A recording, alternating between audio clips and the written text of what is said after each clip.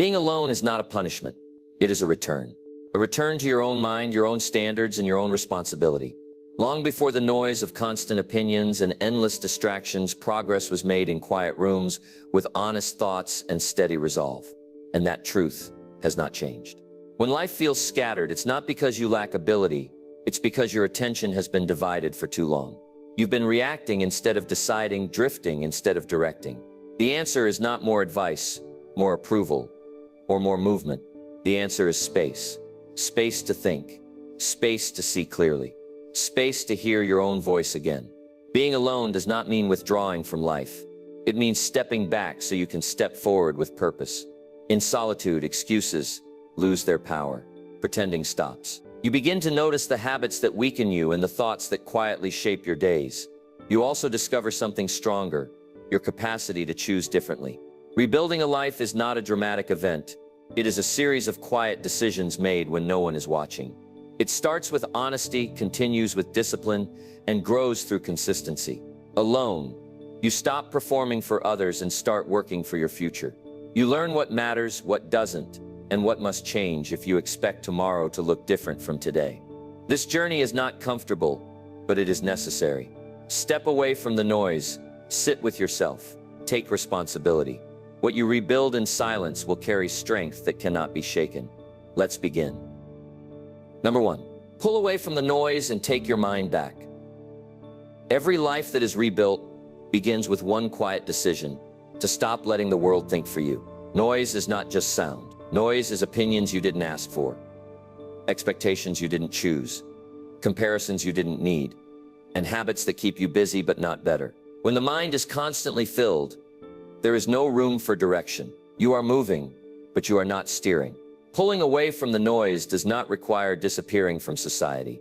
It requires choosing when and how you allow the outside world into your mind. Right now, too much is coming in and too little is being questioned. You wake up reacting, not deciding. You carry other people's urgency instead of your own priorities.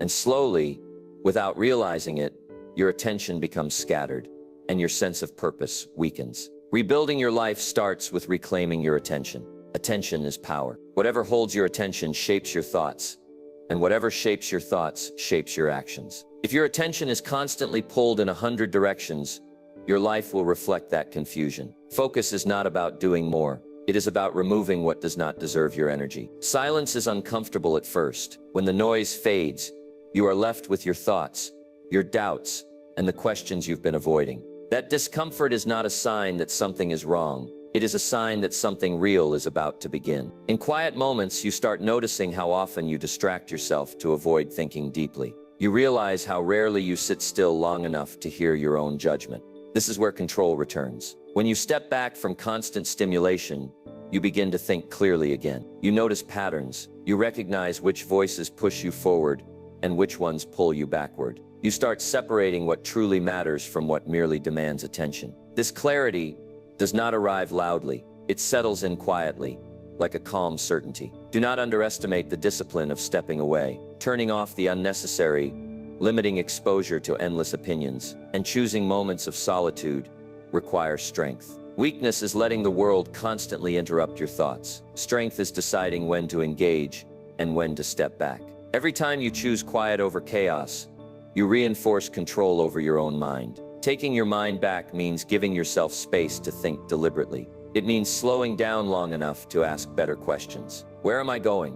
Why am I here? What must change? These answers do not come when the mind is crowded. They come when the noise fades and responsibility takes its place. This chapter is not about isolation. It is about authority over your inner world. Before you fix habits, goals, or circumstances, you must first reclaim your attention. A focused mind builds a focused life. And once you take your mind back, the rebuilding can truly begin. Number 2, stop lying to yourself and look at your life clearly. Rebuilding your life demands one rare quality, and it is not talent, luck, or confidence. It is honesty. Real honesty. Not the kind spoken aloud to impress others, but the quiet kind you practice alone when no one is listening. Progress begins the moment you stop explaining your life and start examining it. Lies are comfortable. They protect pride. They soften disappointment. They give temporary relief, But every lie you tell yourself delays change. You blame circumstances, timing, other people, or bad luck. You tell yourself you'll start when things calm down, when you feel ready, when conditions improve. And slowly years pass while nothing truly changes. Looking at your life clearly means dropping the stories and facing the facts. Not with anger, not with shame, with responsibility. Where are you right now? Not where you wish you were. Not where you think you should be. Where you actually stand. Your habits, your finances, your health, your discipline, your relationships. Each area tells a story. The question is whether you are willing to read it honestly. Clarity can sting. It exposes wasted time, poor choices, and avoided responsibilities. But clarity is also liberating. Once you see the truth, confusion disappears. You no longer guess why things aren't working. You know, and when you know, you can act. Confusion keeps people stuck. Clarity moves them forward. Stop pretending you don't know what needs to change. Deep down, you already do. You know which habits weaken you. You know where you've been inconsistent. You know what you avoid because it feels uncomfortable. The problem is not ignorance. The problem is avoidance. And avoidance always costs more than honesty ever will. This chapter is about removing self-deception.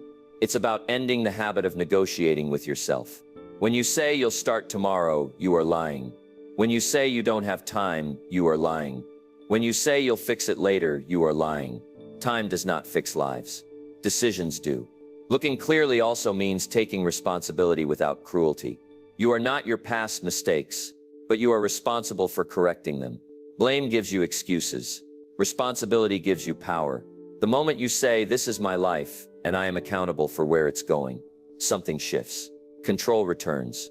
You don't rebuild a life by feeling sorry for yourself. You rebuild it by telling the truth and acting on it. You admit what's broken so it can be repaired. You acknowledge weakness so strength can be built. You stop defending the old version of yourself and start preparing the next one. Honesty is not a one-time act. It is a daily discipline. Every day you choose between comfort and clarity. One keeps you the same. The other moves you forward. When you consistently choose clarity, momentum builds. Small changes compound. Confidence grows. Not from pretending, but from progress. Look at your life clearly, not to judge it, not to regret it, but to take ownership of it. Truth is the foundation of rebuilding. Without it, nothing stands. With it, everything becomes possible. Number 3, drop the version of you that's keeping you stuck. Rebuilding your life is not about adding more on top of what already exists. It is about subtraction. It is about recognizing that the person you have been cannot take you where you want to go. Holding on to an old identity feels safe, but safety is often the quiet enemy of growth. If you want a different life, you must be willing to release the version of yourself that created the current one. Every person carries labels, some given by others, some accepted without question. You tell yourself who you are and who you are not. You repeat stories about your past, your limitations, and your nature. Over time, those stories harden into identity. And once something becomes identity, it stops being questioned. That is how people remain stuck, without realizing it. The version of you that stays comfortable, avoids risk, and repeats familiar patterns is not evil. It is simply outdated. It was built to survive, not to grow. But survival is not the same as progress. What protected you once may now be holding you back. Growth requires the courage to say, "This no longer serves me." Dropping an old identity feels like loss. It can feel like betrayal of your past, your struggles, or the image others have of you. But holding on out of loyalty to who you were is a silent form of self-sabotage. You are not obligated to remain the same person you were yesterday. Life demands evolution. This chapter is about releasing excuses disguised as personality. Saying "that's just how I am" is a convenient way to avoid change. Discipline is not a personality trait. Confidence is not a personality trait. Focus is not a personality trait. They are skills, and skills can be developed. The moment you stop treating weakness as identity, growth becomes possible. Letting go also means releasing past failures. Many people live trapped by mistakes they no longer make but still mentally carry. They define themselves by what went wrong instead of what they are building. Regret becomes a cage when it is used as a definition instead of a lesson. The past should inform you, not imprison you. You cannot rebuild your life while defending the old version of yourself. Growth requires humility. The willingness to admit that some beliefs were wrong, some habits were destructive, and some choices were careless. That admission is not weakness. It is maturity. Only immature people cling to outdated versions of themselves out of pride. A new identity is not declared, it is demonstrated. You become disciplined by practicing discipline. You become confident by keeping promises to yourself. You become focused by eliminating distractions. Identity follows action, not the other way around. Stop waiting to feel different before you act. Act differently, and feeling will follow. This transition happens quietly. No announcement is required. No permission is needed. You simply stop reinforcing the old version and start building the new one through consistent choices. Over time, the shift becomes undeniable. Not because you said you changed, but because your behavior proves it. Drop the version of you that is comfortable but stagnant. Release the stories that limit you. Make room for a stronger, more capable self. You are not losing who you are. You are becoming who you were meant to be. Number 4, build self-discipline. Before you try to fix your life. Every strong life rests on a foundation most people try to skip. They chase results, motivation, and shortcuts, while ignoring the one thing that actually holds everything together: self-discipline. Without it, progress collapses. With it, even ordinary effort produces extraordinary change. If you want to rebuild your life, discipline must come first. Self-discipline is not punishment. It is self-respect in action. It is doing what needs to be done, even when you don't feel like it, because you've decided your future matters more than your comfort. Motivation is unreliable. Feelings rise and fall. Discipline is what remains when excuses lose their power. Many people try to fix their lives from the outside in. They change environments, chase new goals, or seek inspiration, hoping it will force them to become consistent. But discipline is not created by circumstances. It is created by choice. Until you build inner structure, outer changes will not last. Discipline begins with small commitments. Wake up when you said you would. Finish what you start. Do the uncomfortable task before the easy one. These actions may seem insignificant, but they rebuild trust with yourself. Every time you keep a promise, confidence grows. Every time you break one, self-respect weakens. Do not confuse discipline with intensity. You do not need extreme routines or dramatic sacrifices. You need consistency. Quiet, boring consistency. Discipline is practiced in ordinary moments, choosing effort over ease, order over chaos, responsibility over excuses. It is built when no one is watching and no applause is coming. This chapter is about restoring authority over your actions. When discipline is weak, life feels out of control. You react instead of respond. You start strong and fade quickly. You rely on emotion to guide effort. When discipline is strong, stability returns. You become dependable to yourself, and that dependability becomes power. There will be resistance. The mind will argue for comfort. It will negotiate. It will suggest delay. Discipline is learned by refusing to debate with weakness. You decide once, then act. Over time, the arguments fade because the standard is set. You no longer ask, should I? You say, this is what I do. Discipline also creates freedom. This may sound contradictory, but it is true. Without discipline, you are controlled by impulses, moods, and distractions. With discipline, you choose your direction. Structure gives you space to think, to grow, and to build without chaos pulling you backward. Rebuilding your life does not require perfection. It requires persistence. You will miss days. You will slip. Discipline is not about never failing. It is about returning quickly without drama or self-criticism. You get back on track because staying consistent matters more than feeling discouraged. Build discipline before you chase change. Let it become your anchor. Once discipline is in place, habits improve. Focus sharpens and progress accelerates. A disciplined person does not need constant motivation. They move forward because they've decided who they are becoming, and they act accordingly. Number 5, fix the small daily choices that quietly control your life. Big change is built on small decisions, not the dramatic moments, not the once-in-a-lifetime opportunities, but the quiet choices you repeat every day without much thought. These decisions seem harmless in the moment, yet over time they become powerful. They shape your energy, your direction, and eventually your entire life. Many people wait for a major turning point before they change. They think transformation requires a big event or a sudden surge of motivation. In reality, life is decided in ordinary moments. What you do when you wake up, how you speak to yourself, what you consume mentally and physically. These are the levers that quietly move everything. Daily choices create habits, and habits create identity. If your days are unstructured, your life becomes unstable. If your days are disciplined, your life becomes strong. You do not rise to the level of your goals. You fall to the level of your daily behavior. That is why rebuilding your life must include rebuilding your routines. Start with awareness. Pay attention to how you begin and end your days. Notice the moments you reach for comfort instead of effort. Notice how often you choose distraction over focus. These choices do not feel important, but they compound. What you repeat becomes who you are. This chapter is not about perfection. It is about direction. One good choice will not change your life, but a good choice repeated daily will. Likewise, one bad habit may not ruin you, but repeated daily, it will quietly weaken your discipline and confidence. Small actions done consistently carry more weight than rare bursts of effort. Fixing daily choices means simplifying. Remove what drains you. Reduce what distracts you. Strengthen what supports your growth. Sleep is not optional. Movement is not optional. Reflection is not optional. These basics are not glamorous, but they are foundational. Ignore them and everything else becomes harder than it needs to be. Your environment matters. What surrounds you shapes your decisions. If your surroundings encourage laziness, chaos, or distraction, discipline becomes a constant battle. Change what you see, what you hear, and what you keep around you. Make good choices easier and bad choices harder.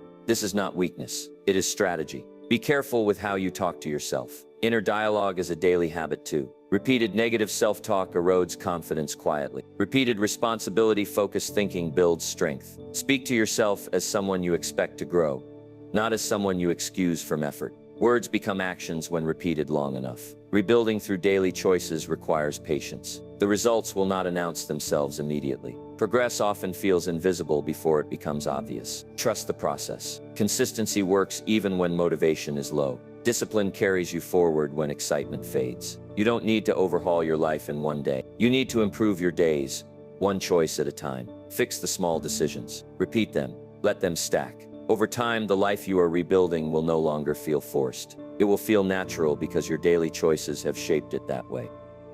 Number 6. Stop escaping discomfort and let it make you stronger.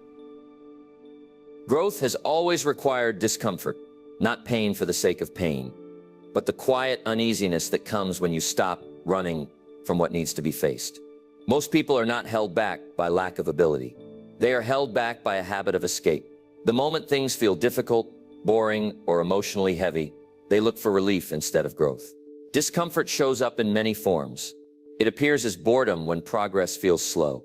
It appears as fear when action feels risky. It appears as loneliness when you step away from distractions. None of these feelings are signs that you are doing something wrong. They are signals that you are doing something important.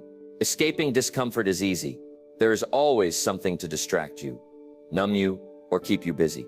But every time you escape, you weaken your tolerance for challenge. You train yourself to quit when things stop feeling good. Over time, this habit erodes confidence, because deep down you know you avoid what is hard. Strength is built by staying present. When discomfort arrives, your task is not to remove it immediately. Your task is to sit with it long enough to understand it. Ask yourself what it is demanding from you.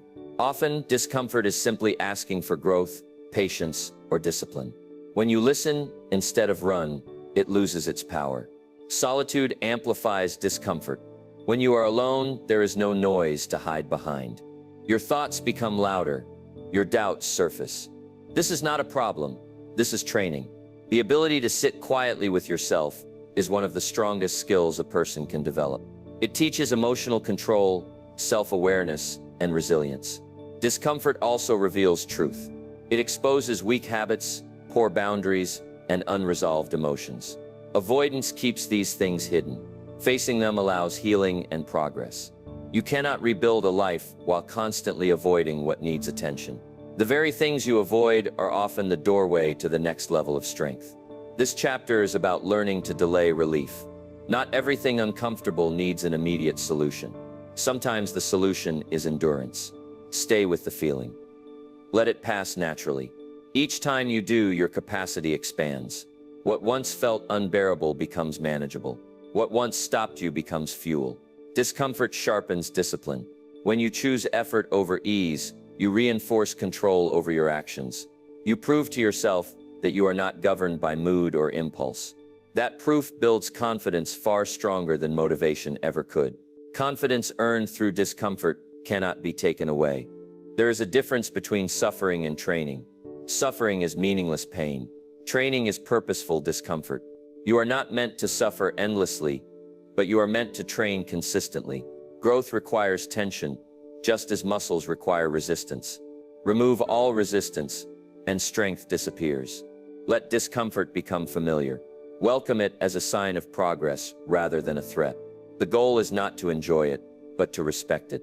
Every time you choose not to escape, you reclaim a piece of yourself that used to give up too easily. Stop running. Stay present. Let discomfort teach you. What you build through endurance will outlast anything built through comfort. Number 7. Decide what a good life actually means to you. A life cannot be rebuilt without direction. Effort without clarity leads to exhaustion, not fulfillment. Many people work hard yet feel empty because they are chasing a definition of success that was handed to them, not chosen by them. If you do not decide what a good life means to you, you will spend years building something that never truly satisfies you. Pressure comes from everywhere.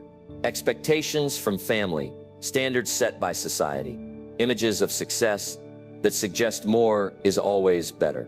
Without reflection, these ideas quietly become goals. You start measuring your worth by things that don't reflect your values, and even when you achieve them, the feeling fades quickly because they were never truly yours. Solitude gives you the space to question those borrowed goals. When you are alone, without influence or applause, you begin to ask different questions. What actually brings peace? What kind of work feels meaningful? What kind of person do you respect when no one is watching? These answers do not come from noise. They come from honest reflection. A good life is not the same for everyone. For some, it means stability and simplicity. For others, growth and challenge. For many, it means balance. Progress without chaos, ambition without burnout. There is no universal formula, but there is one requirement: alignment. Your daily actions must match what you say matters to you. This chapter is about choosing depth over appearance.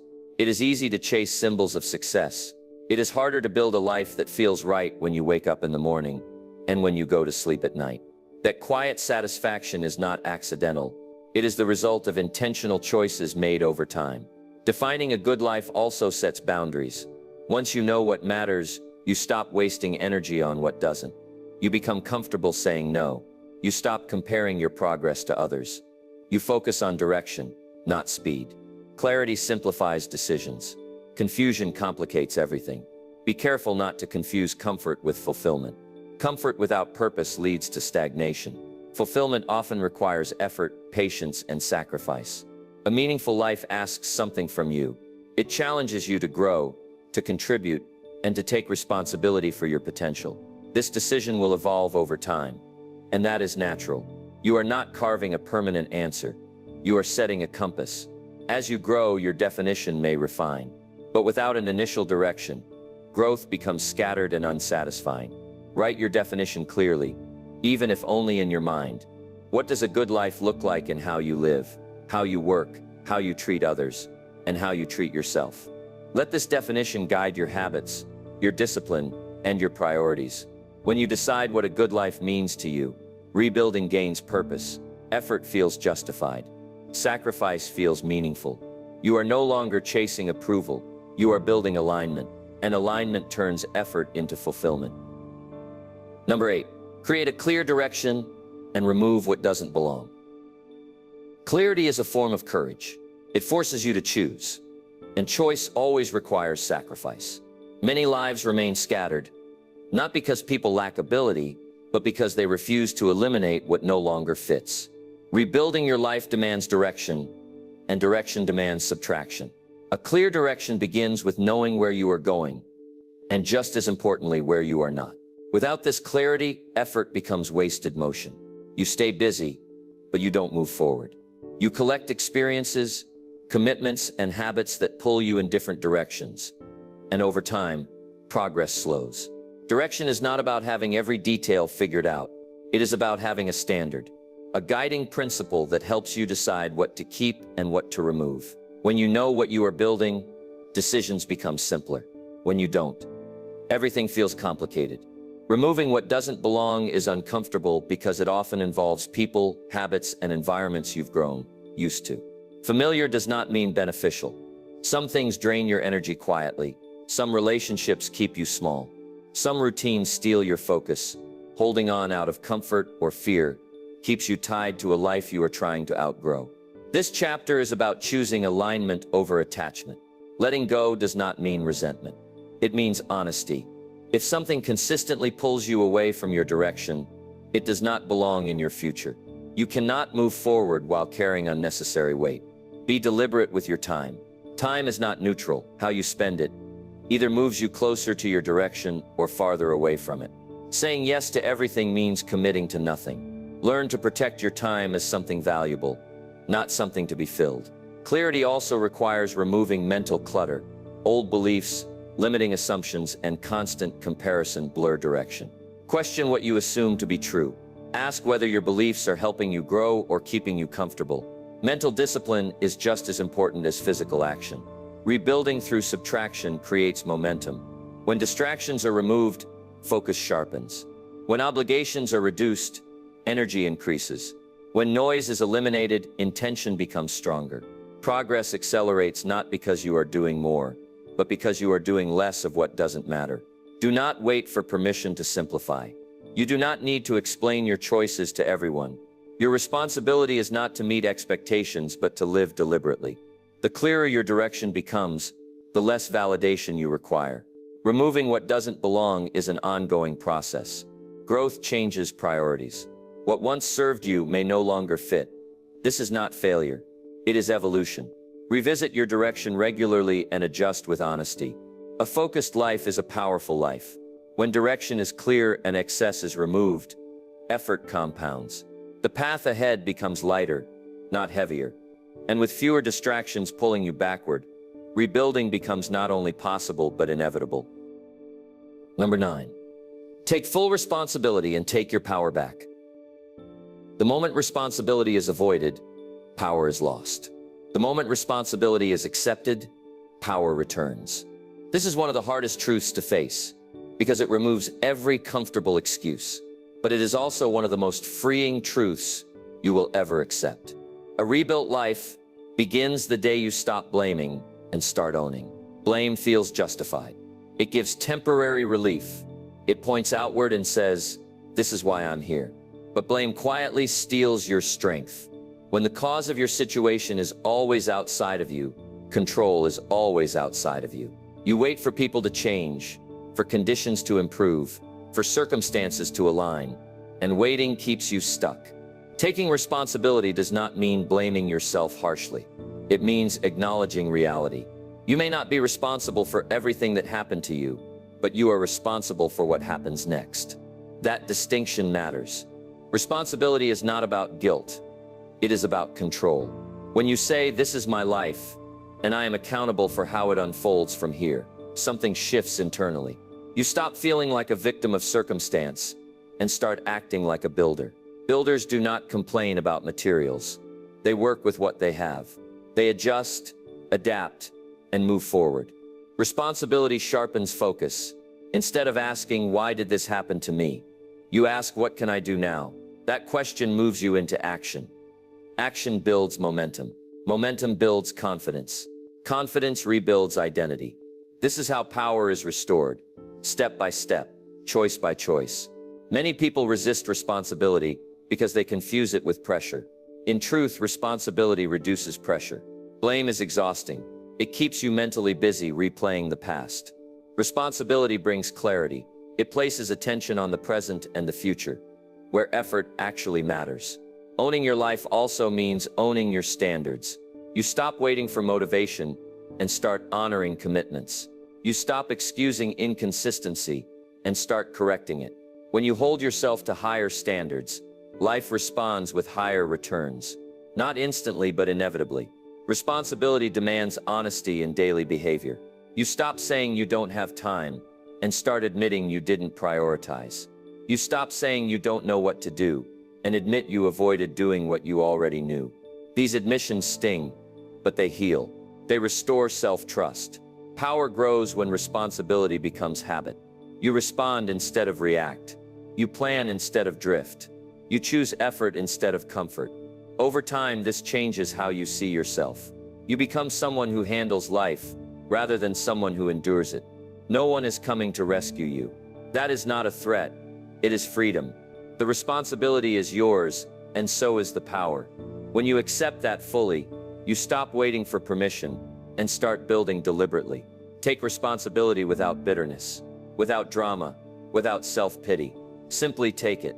In doing so, you take your power back. And with that power, the life you are rebuilding becomes something you actively shape, not something that happens to you. Number 10. Stop needing approval and stand firm on your own. One of the final steps in rebuilding your life is quiet, not loud. It does not come with applause or recognition. It comes when you no longer need permission to live according to your values. The need for approval is subtle, but it controls more lives than failure ever could. When you live to be accepted, you slowly abandon yourself. Approval feels good, but it is unstable. It depends on moods, opinions, and expectations that change without warning. Build your life on approval, and you build it on shifting ground. Rebuilding requires something firmer: self-respect. Self-respect grows when your actions align with your values, regardless of who is watching. The need for approval often hides behind good intentions. You want to be liked. You want to avoid conflict. You want to keep the peace. But peace that requires self-betrayal is not peace. It is quiet resentment. Over time, this resentment drains confidence and clouds direction. Standing firm does not mean becoming cold or indifferent. It means being grounded. You listen, you consider, but you decide for yourself. You stop explaining every choice. You stop defending your direction to people who are not walking your path. Strength does not announce itself. It shows through consistency. Solitude helps break the habit of approval seeking. When you spend time alone, you learn to hear your own judgment again. You separate your voice from the noise of expectation. You begin to trust yourself, not because you are perfect, but because you are honest. Many people fear disapproval because they associate it with rejection. But disapproval is not rejection. It is simply difference. Not everyone will understand your choices, and they don't need to. A rebuilt life is not designed to be impressive. It is designed to be aligned. Standing firm also means accepting misunderstanding without resentment. When you stop needing approval, you stop chasing explanation. You let your actions speak over time. Results have a quiet authority that arguments never achieve. This chapter is about emotional independence. When approval no longer drives you, energy returns. Decisions become clearer. Boundaries become easier to hold. You no longer bend to avoid discomfort or doubt. You act based on principle, not reaction. Self-respect grows through follow-through. Each time you do what you said you would do, regardless of attention or praise, trust in yourself deepens. That trust becomes confidence. Not loud confidence, but steady confidence. The kind that does not need to prove itself. Rebuilding your life reaches maturity here. You move forward without needing to be seen. You choose discipline without recognition. You grow without announcement. Approval becomes optional, not necessary. Stand firm on your own. Respect yourself enough to live by your standards. When you no longer need validation, your life gains a quiet strength that cannot be shaken. Rebuilding your life is not a loud process. It does not require announcements, explanations, or applause.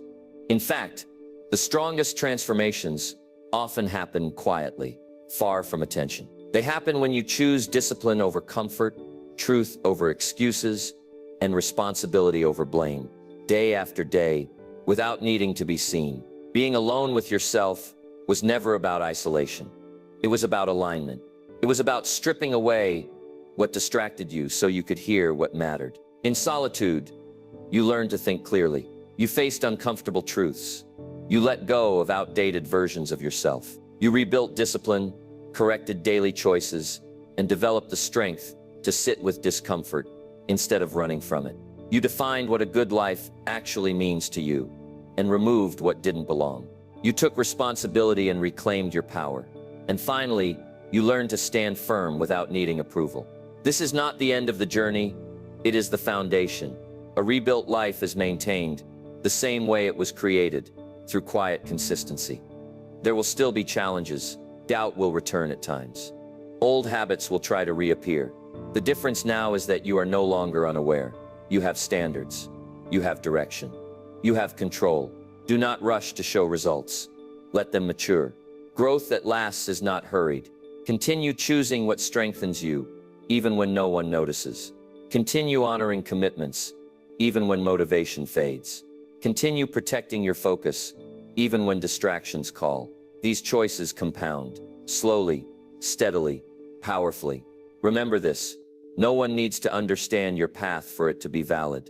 No one needs to approve of your direction for it to be right. Your responsibility is not to impress. It is to live deliberately. When your actions align with your values, confidence becomes natural. Peace follows. Walk forward with quiet confidence. Let discipline guide you. Let truth keep you grounded. Let responsibility keep you strong. And let your rebuilt life speak louder than any explanation ever could.